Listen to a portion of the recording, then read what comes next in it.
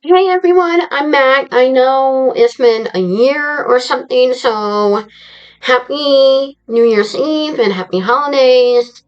All that jazz. It's been really eventful year, if that's the right word to use. Paranormal things have been happening in my house lately. I'm sure you've seen some of the videos that I've posted about that, but nothing recently. Unless you want to count how my mom may have saw my nanny, who is my grandmother on my dad's side, and I'm probably get her story on here, right? Well, with all that being said, sorry I've been MIA. Hopefully I am back, and I will be back. I'm taking a break from telling stories of the USA and heading overseas. And one of the places I really want to go to is the Chillingham Castle. Chillingham Castle is a medieval castle in the village of Chillingham in the northern part of Northumberland, England. It was set of the Grey and Bennett, later Earls of Tankerville, families from the 15th century until the 1980s, when it became home of Sir Edward Humphrey Tyrrell Wakefield, second Baron, who married to a member of the original Grey family. A large enclosed park in the castle grounds is home to the Chillingham Castle, a rare breed consisting of about 103 head of white cattle. The castle is a Grade 1 listing building. In addition to the castle itself, a number of structures on the grounds of the castle are listed Grade 2 on the National Heritage List for England. These include the West Lodge and Gateway and Garden Wall to the west, the Gateway and Garden Wall to the north, the Gateway and Garden Wall to the southeast, and the Garden Wall to the west. A pair of urns in the Italian garden are also listed in Grade 2. The castle was originally a monastery in the 12th century.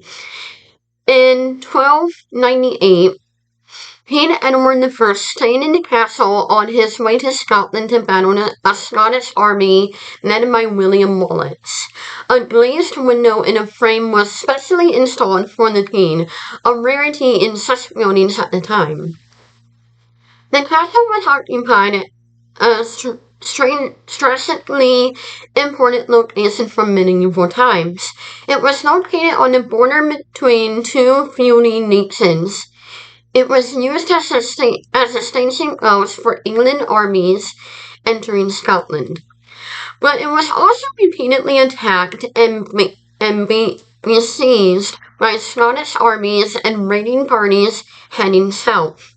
The site contained a moat, and in some locations of fortifications were 12 feet, 3.7 meters thick. The building underwent a harsh series of encampments, and in 1344, a license to curtail was issued by King Edward III, who allowed Fortile Castle, a quadrangular form. At the Union of the Crowns and of way to London on June 6, 1603.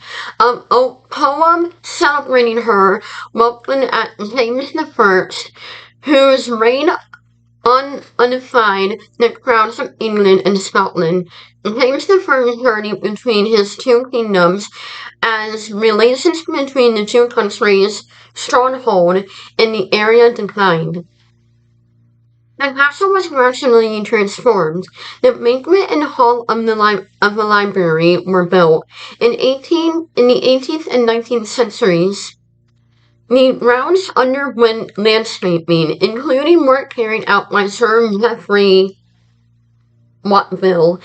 The extensive park is now under a separate ownership from the castle.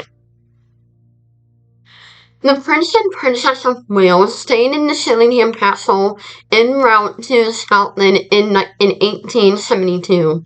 During the Second World War, the castle was used as an army barracks. During this time, most of the decorated wood is said to have been stripped out and burned by the soldiers living there. After the roof resulting in an extensive weather damage to parts of the building, the castle and estate remained linked with the Earls of Tankerville until Peter Bennett, 10th Earl of Tankerville, succeeded in 1980. Soon after this, the landed estate was broken and sold in 1982. The castle was bought by Sir Humphrey Wakefield, 2nd Baronet, whose wife Catherine is descended from the Greys of Chillingham, and Wakefield set about painstaking restoration of the castle. In 1997, the castle was used as a filming location for the film Elizabeth, featuring Leith Castle and the and as the hunting lodge. The fiberglass fireplace from the film remained in the Great West End House in East London. As of 2020, sections of the castle are open to the public, including late-night ghost tours. Well, during 2020, no one can have ghost tours because of COVID, but apparently YouTubers are not allowed to say that, so pretend I didn't. And 8 apartments within the castle of outbuilding and available for holiday rentals. Now, I know we can stay at the Chillingham Castle building, but I know several other YouTubers who have stayed at the main castle, and I'm like, I want to go now. But the only problem is, and I'll get into it, is that it can be evilly and demonically and dangerously haunted. Especially in the torture chamber, which, again, I'll get into. By the 1200s, tension increased land below Rotshill in North England. Monastery was converted into a Fort File manor house consisting of a single tower and curtain wall. Chillingham Castle was placed in the hand of the Grey family by the monarchy in 1246 and stayed in their family for 800 years before being abandoned in 1932. King Henry III stayed in the Chillingham Castle in 1255. 2055 hasn't happened yet. King Edward I was based at the castle on his way to vanquish William Wallace during the First Scottish War of Independence, who had burned local women and children to death in a church the year prior. In 1344, Sir Thomas Grey, one of the first knights of the Garter, was granted a license to relate, allowing the Greys to strengthen the defense of Chillingham Castle, whereby the curtain wall became a 10-foot thick quad granular. The Greys also added towers and a moat. In 1513, the Grey family lost the castles of Heaton, Northam. God, I really need to ask my cousin how to properly pronounce these. So if I say anything wrong prior, and I feel like I am, To all my England fans and, well, UK, basically, I apologize. They have joined the 20,000 England troops defeated by the Scots at the Battle of Flodden Field. During the Pilgrimage of Grace in 1536, rebellion against King Henry V, I believe. Please comment down below what is VIII. I don't know Roman numerals that well. So I know it's by King Henry VIII, I believe, was rampant in England. Sir Robert Eckler, the guardian of the young grey heir, valiantly defeated Chillingham Castle against superior numbers led by the Percy family of Alwick. The Percys battled the castle with a cannon fire, requiring the subsequent rebuilding of the east curtain wall and staircase towers. And there's my dog.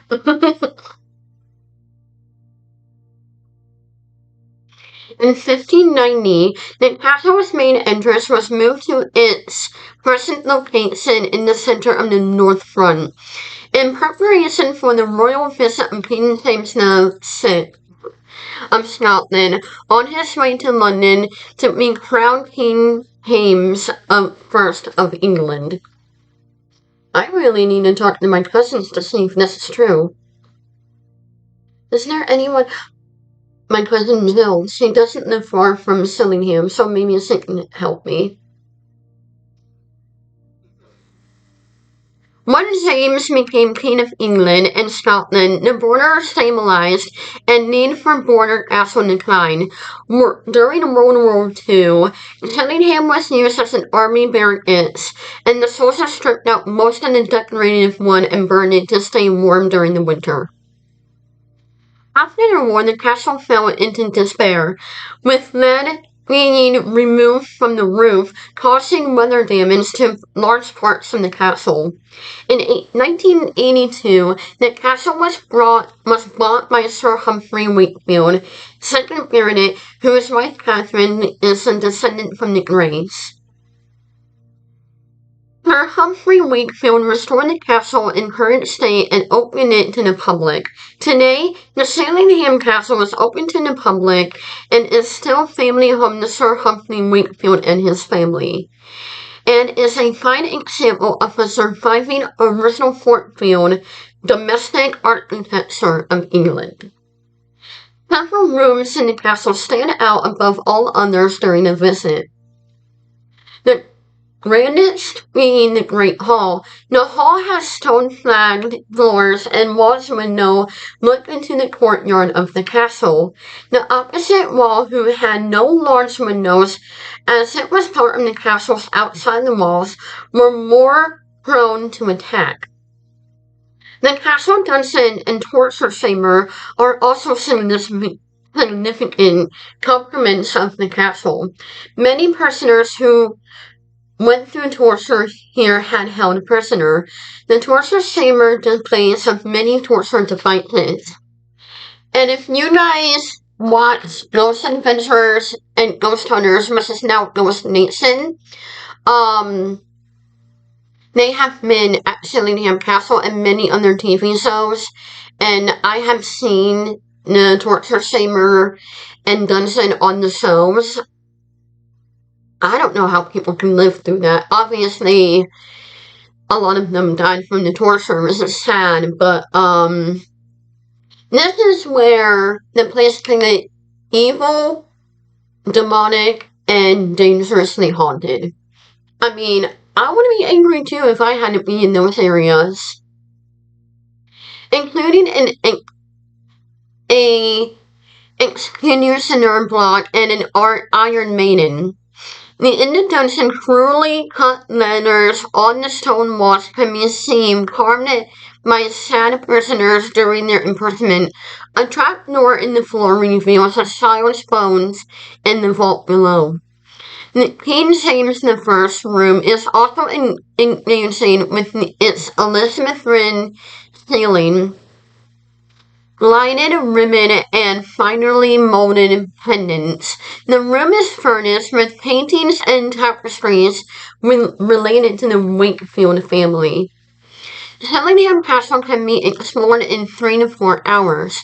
Other castles are nearby to round out the trip, including Atoll and Northam castles to the north of Bumberg Castle and Preston Tower to the east. Chillingham is said to be the most haunted castle in England. Haunted places don't come more spine-tingling and scary than Chillingham. A 13th century Grade 1 star-listed castle and stands majestically in the serene courtside of Northumberland. This imposing private castle, continuously owned by one of the family line, has a rich history and royal visits. Edward the First visited in 1298 and has since hosted many other royal visits throughout the centuries. But don't be fooled by the romantic and thriving castle. It contains 4 titles of the most haunted castle in the UK. People say it's more haunted. People say it's more than a coincidence that Chilling forms a part of the name. Considering the eerie tales that envelope the medieval castle, originally constructed as a peaceful 12th century monastery, its tragic placement thrust into the midst of the bloody conflict between Scotland and England in the 1200s. From the 15th for both Grey and Bennett families, the castle story history highlights the prominence of the Grey family. In particular, quite a few of them, 18 to be exact, were part of the most noble order of the Garter, which served to be the influence known most closely to the king. But it wasn't all tea parties and grand balls for them. Some family members were a bit too rebellious for their own good, leading to 8 of them facing some petty grim ends from being hanged and displayed on the city gates to just losing their heads. Literally. It gets much more grim. It claimed that the darkest time at the Chillingham Castle was mostly at the hands of the resident torturer John Shanes, also known as John Drakeford and the Butcher of the Scots. John had the notorious reputation. He had a real distaste for the Scots and became the ruthless and executioner. Stories say he was behind the agonizing deaths of over 7,500 people, many of whom saw painful demise. That karma is a theme, and John's own end wasn't any less grim. The story goes that after accidentally causing the death of a girl he loved, the father sought revenge and John met his end at Chillingham. Imagine exploring the grand halls and elegant tea rooms by day, only to encounter the eerie emblems of a torture chamber at night. Why is my camera focusing over this way? Oh, there we go. Like, it's focusing right over here. That's weird. The supernatural residents? Well, let's just say they are known to be lively. After all, as one of the most haunted castles, it's only natural it would be having ghost stories. First, there's Lady Mary Berkeley, otherwise known as the Lady otherwise known the Grey Lady. What's a haunted castle without a Grey Lady? The tale behind Lady Mary is a heartbreaking one. She met her end in 1719, but was also the life of Lord Grey of in Chillingham. The twist of her story was adulteration's husband ran off with her very own sister Henrietta. Left alone with her child, a devastated Lady Mary roamed the castle corridors, waiting for the husband who would never return. Today, many visitors claim to feel a sudden cold or hear the soft sound of rustling silk, believed to mean the Lady Mary, still on her eternal way. The Blue Boy is another story. Also known as the Radiant Boy, is well-known spectral resident of the Castle Pink Room. Okay. Legend says that at midnight, mournful cries echo through the room, followed by a mysterious blue glow. Some say it's a young boy in blue clothes. The eerie bones wrapped in an old blue fabric hidden in the walls. Today, some recent visitors swear that they've seen the blue glow in the pink room. In the castle, there is a spot called the inner pantry, which was once a sector storage for the castle's silver. To ensure its safety, a footman once slept there. One particular night, this footman was startled by the unexpected presence of a lady dressed in white. There's always a lady in white. Why not like lady in pink? I want to be that one spirit that would be, I'm going to change it up. I'm going to be the lady in pink.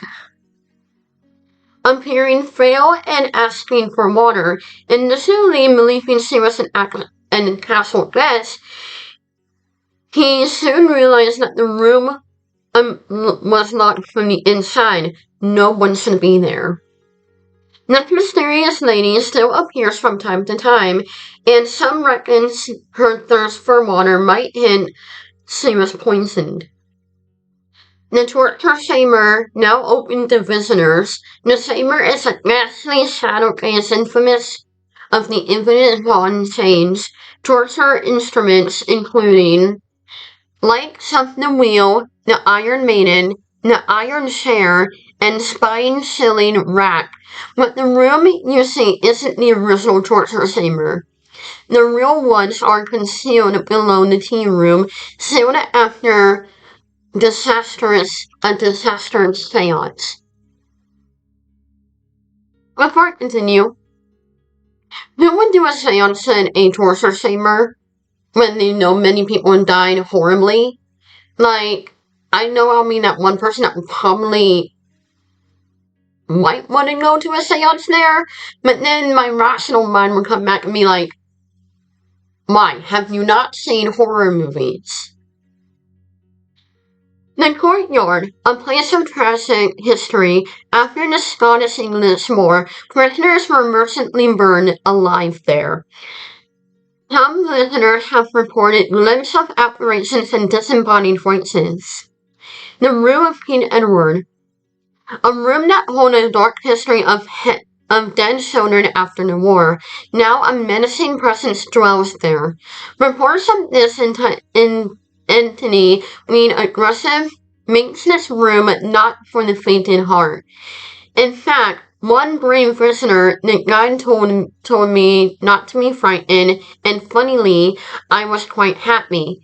Even the distinct whispering I heard in King Edward's room, and that was from the guest. The chapel is another place. The unearthed skeletons there hint at a story untold. Visitors often feel a gentle tug on their hair, believed to be a form of a young girl who rests underneath their floor. Finally, the stateroom and dungeon. The enticing location for those daring enough to spend the night.